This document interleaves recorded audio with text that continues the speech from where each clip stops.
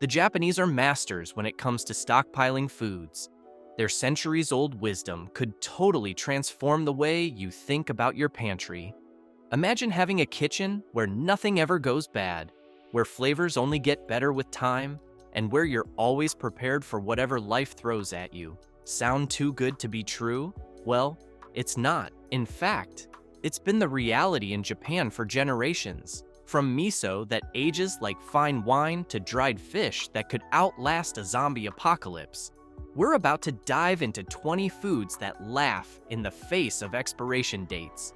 Ready to revolutionize your approach to food storage?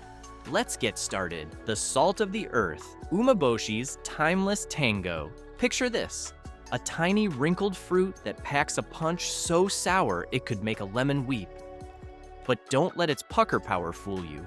This little powerhouse has been keeping Japanese bellies happy and healthy for over 1,000 years. Ladies and gentlemen, meet the umeboshi. Now you might be wondering, what's so special about a sour plum? Well, hold on to your taste buds, because umeboshi isn't just any old fruit. It's a time capsule of flavor, a natural medicine cabinet, and a testament to the genius of Japanese preservation techniques all rolled into one. Let's break it down. Umeboshi starts its journey as a regular yume fruit, a close cousin to the apricot. But then, something magical happens. These little fruits are packed in salt and left to ferment for months. It's like they're taking a spa day, but instead of coming out relaxed, they emerge as flavor bombs ready to explode on your tongue. Here's where it gets really interesting.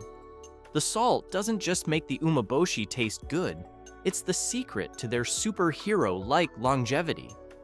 As the salt draws out moisture from the fruit, it creates an environment where harmful bacteria throw up their hands and say, "Nope, not today." It's nature's way of hitting the pause button on decay. But wait, there's more. Unlike that forgotten salad in the back of your fridge, umeboshi actually gets better with age.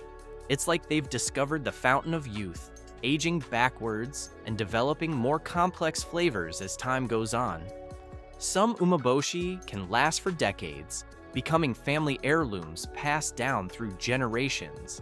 Imagine serving your guests a delicacy that's older than your grandmother. Now, you might be thinking, okay, but why would I want to eat something that's been sitting around for years?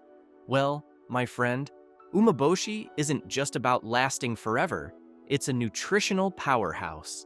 These little plums are packed with probiotics, the good bacteria that keep your gut happy. They're said to help with everything from hangovers to food poisoning. It's like having a tiny, tasty medicine cabinet in your pantry. But the magic of umeboshi doesn't stop there. They're a key player in the world of tsukemono, Japanese pickled vegetables. The same salt preservation technique that gives umeboshi its superpowers can transform all sorts of veggies into long-lasting, flavorful treats. It's like umeboshi opened the door, and a whole parade of preserved goodies followed. In Japan, umeboshi isn't just food, it's a cultural icon. These sour plums have been carried by samurai as a quick energy boost, used by farmers to stay hydrated during long days in the fields, and even given as gifts to wish for long life and good health. Talk about a multitasking fruit. So next time life gives you lemons, forget the lemonade. Reach for an umeboshi instead. Your taste buds will go on a wild ride, your gut will thank you, and who knows, you might just be starting a new family tradition that will last for generations to come. Miso, the flavor time capsule. Imagine a world where your great-grandkids could enjoy the same jar of miso you're using today. Sounds like science fiction, right? Well, buckle up, because we're about to dive into the mind-bending world of miso, the flavor time capsule that's rewriting the rules of food preservation. Let's start with the basics. Miso isn't just that stuff floating in your soup at the sushi restaurant. It's a fermented paste made from soybeans, salt, and a secret weapon called koji. This humble mixture has been a cornerstone of Japanese cuisine for centuries. But here's the kicker. Some types of miso can age for years, even decades. How on earth is that possible without turning into a petri dish of doom? The secret lies in the fermentation process. When cooked soybeans are mixed with salt and koji, they create an environment where good bacteria thrive and bad bacteria don't stand a chance. It's like a microbial fight club, but the good guys always win. This process doesn't just preserve the miso, it transforms it. As miso ages, it develops deeper, more complex flavors. Think of it like a fine wine, but one you can spread on toast or use to make the world's most umami-packed soup. The longer it ferments, the richer and more intense the flavor becomes. It's like your taste buds are taking a time machine to Flavor Town. Now, you might be thinking, hold up, is it really safe to eat something that's been sitting around for years? I get it. We've all had that moment of finding a mysterious container at the back of the fridge and wondering if it's still edible. But miso is different. The fermentation process doesn't just preserve it, it actually makes it better for you over time. Here's where things get really interesting. As miso ages, it develops higher levels of antioxidants and beneficial compounds. The fermentation process increases the bioavailability of nutrients, making them easier for your body to absorb. It's like miso is doing all the hard work for you, breaking down complex nutrients into forms your body can use more easily. Plus, it's packed with probiotics that contribute to gut health. It's basically a superfood that gets more super with age. But not all miso is created equal. There's a whole rainbow of miso out there, from white miso, shiro miso, to red miso, aka miso, and mixed miso, awaz miso. Each has its own unique flavor profile and aging time. White miso is the young upstart, fermented for just a few months and boasting a sweeter taste. Red miso, on the other hand, is the wise elder, aged for years and packing a much stronger flavor punch. And if you think a few years is impressive, hold on to your chopsticks. In Japan, there have been discoveries of miso that's over 100 years old. These ancient misos are treated like culinary treasures, used sparingly to impart deep, complex flavors to dishes. Imagine the stories these centenarian misos could tell if they could talk. But miso isn't just about preservation or flavor. It's a living connection to the past.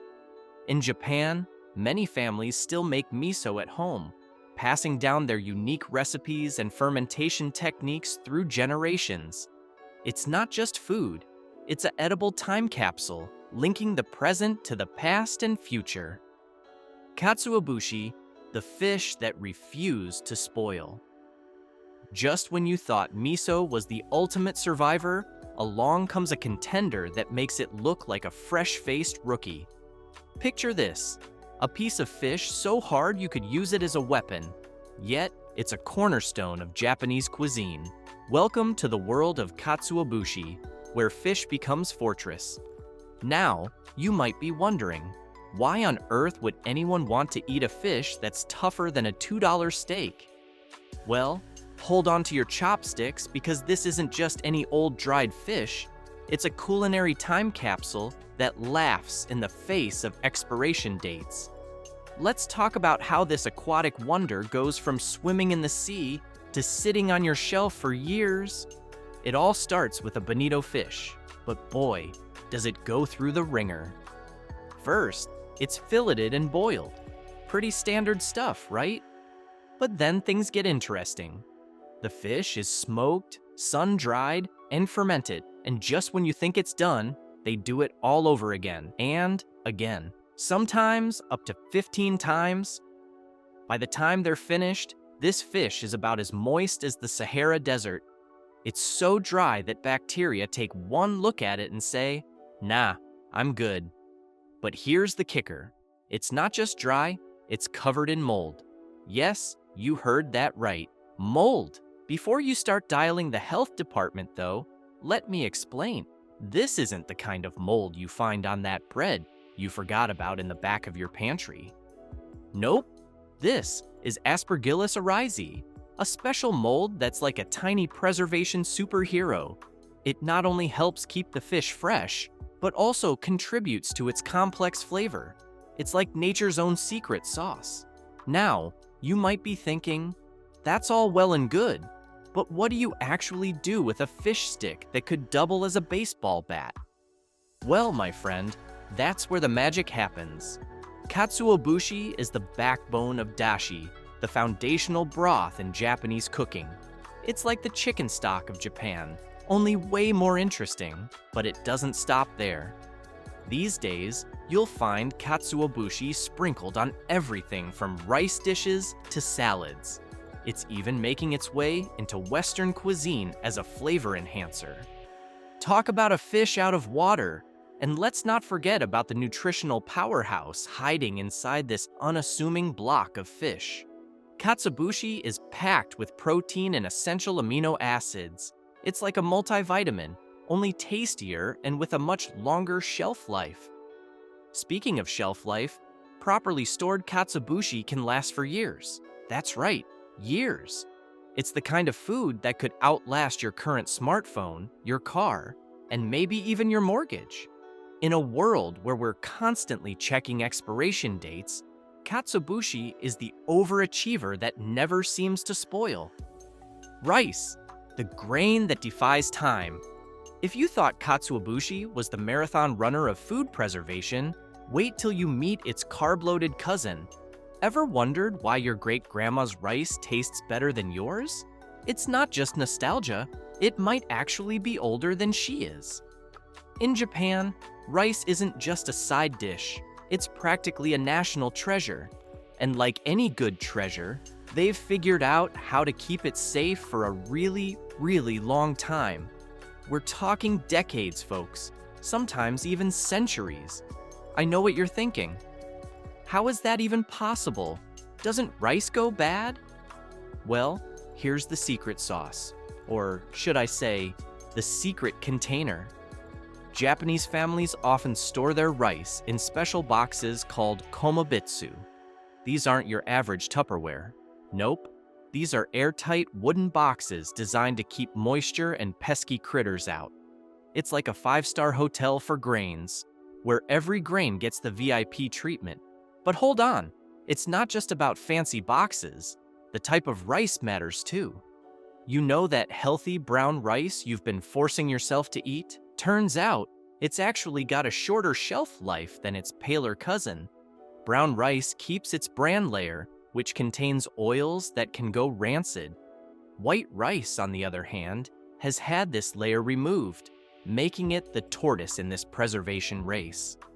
Now, you might be scratching your head, wondering if decades-old rice actually tastes good. Well, buckle up, because this is where it gets really interesting. In Japan, some families have what's called heirloom rice.